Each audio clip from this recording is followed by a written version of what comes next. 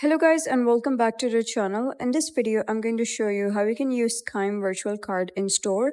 So let's get started. First, you could open the Chime app on your phone and head over to the card or settings section.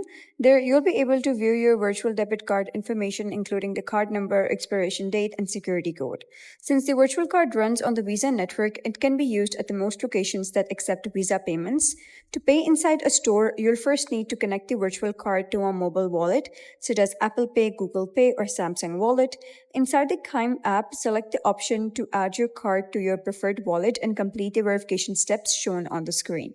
After the setup is complete, your phone can be used for tap-to-pay purchases, and at the checkout terminal, look for the contactless payment icon on the card reader. Hold your phone near the terminal and authorize the payment using Face ID, fingerprint verifications, or your device passcode if required.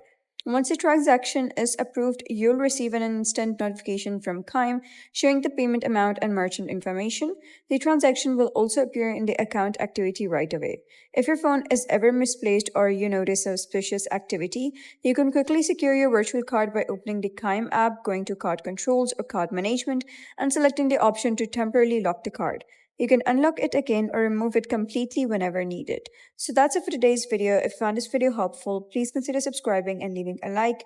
It really helps me out, and I'll see you next time.